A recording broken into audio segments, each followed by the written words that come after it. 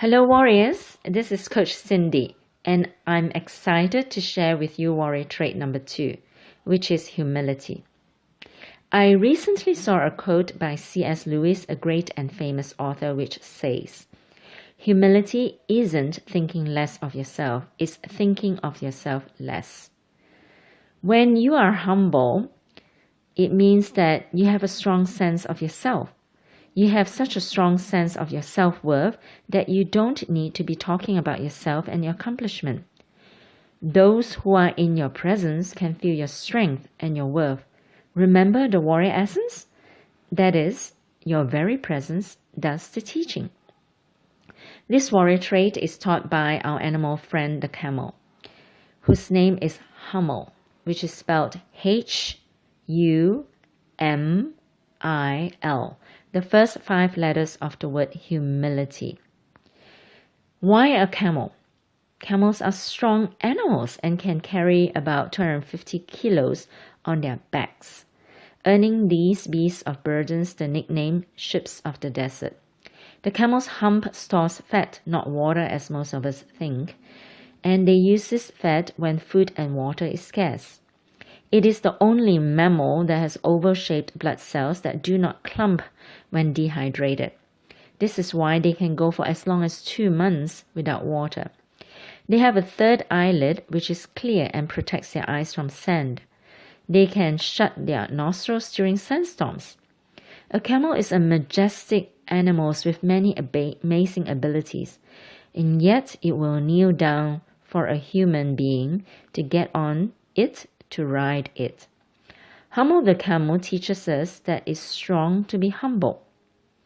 Now, humility comes from the Latin root word humilus, which means to be humble and grounded. Being grounded is a solid state of being, so humility is by no means a weakness. It is a warrior's strength because it takes courage for us to admit when we are wrong or to admit when we don't know it all or have all the answers. Humility forces peace, as you can imagine. Peace invites cooperation, collaboration, understanding, and most importantly, openness. When a person is humble, he or she is open to listen to the opinions of others, open to accept that he or she could be mistaken or wrong. It is only when one is open that one can progress and journey forward.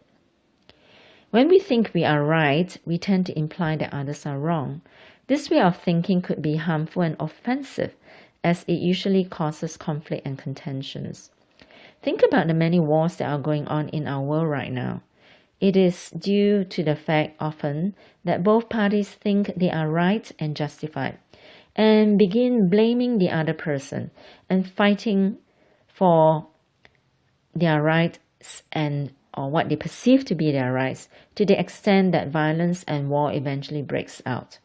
Perhaps if we are open to thinking that there is more than one way, and to recognize that there are many valid viewpoints, there would be greater peace in our world and even in our own families. As human beings, we are such unique individuals. No two persons are created exactly the same, not even identical twins. So let's say we are in a room with 9 different people and we're all trying to solve a problem together. Each of these 9 people has many different ways that they could think of how to solve that particular problem. So together, there are countless possibilities. If we but remain open and willing to listen to others, we may learn something new, and together we can find a better way for all.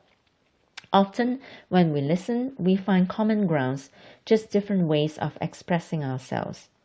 Humility opens the doors to abundant opportunities and possibilities. Openness enriches your creativity greatly. It amplifies the ability to come up with ideas or solutions when you're at work, at school, at home, or at play. It greatly enriches your relationships.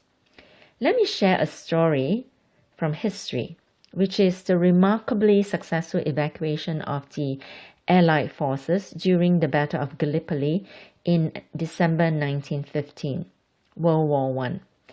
The Turkish soldiers had outnumbered the Allied forces in the region of Gallipoli. Due to the proximity of the Turkish forces and the harsh winter conditions, many casualties were anticipated. So evacuation was thought to be the best strategy. The evacuation was the best executed segment of the entire Allied campaign during this First World War. Over 40,000 soldiers were evacuated, in fact 41,000. And it began on 7 December and was conducted in 3 stages, with the last troops leaving before dawn on 20 December 1915. There were 3 stages, and the last stage involved the last 26,000. So during the first stage, 15,000 of them were removed. It was not until after the first stages that the remaining soldiers actually realized that a full force evacuation had been planned. To prepare for this evacuation, the Allied forces went to great lengths to trick the Turkish army. They had what they call silent stunts in late November before the evacuations commenced, where no firing or sniping occurred from the Anzac lines. This was to make the Turks, the enemies, think that the Allied forces were preparing for winter. The evacuation was also held after dark.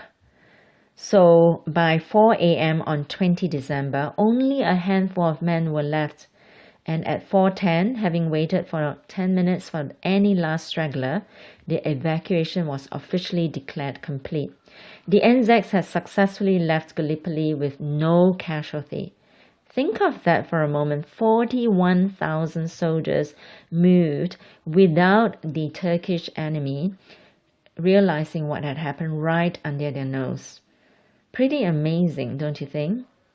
So what has this to do with humility and openness? Can you imagine just what some of the soldiers would have thought when they were told of such a big scale evacuation? Some may have said, it's impossible. How could the enemy not discover? Maybe we could have got away with stage 1, maybe even stage 2. Surely stage 3, those left behind in the last stages, would be subject to attack and have little chances of survival. Yet somehow they must have thought about the greater good and thought less of themselves. They quietened their fears and trusted their commanding officers. They were humble enough to be open to the possibility that their leaders, who knew more and had the bigger picture, knew exactly what they were doing and asking the soldiers to do. They trusted and had faith. They all worked together for the success of all. If you were the last few soldiers scheduled to leave, how do you think you would have felt? Those during that time obviously had the warrior courage to soldier on. In the end, all 41,000 were successfully evacuated. They were all safe. No one was left behind. So for all of us on this Search for Warriors journey, it is vital that we remain open. Some of what we are asked to do and eat may seem the opposite of what we are supposed to do. There is a purpose to all facets of the program. For those of us on the shred and tone programs, for example, we may be asked to eat more. Eat more to lose weight, you might ask. There is a reason for this. Like the evacuation of the Anzacs, this is to prepare our body and to trick it into thinking it has enough food and does not need to store any extra. It is conditioning the body to be ready for the evacuation of unwanted fat or storage. So be open and put aside your belief patterns, the many different and conflicting information about exercise and nutrition, and trust that the Search for Warrior system that has delivered proven results will help you achieve what you committed to do in your transformation. Perhaps for now, ours is not to understand but simply to do, and in the doing eventually will come the understanding. If you don't yet see results, continue to have faith and trust and do what you're asked to do. Eat how you're asked to eat, and when it is time, you will be amazed. Remember, my warrior friend, no one was left behind at the evacuation of the Anzacs during the Battle of Gallipoli. You have a warrior family, and together we complete this journey. Together we ensure no one is left behind. You are stronger than you think. You are a warrior. Enjoy and savor your journey.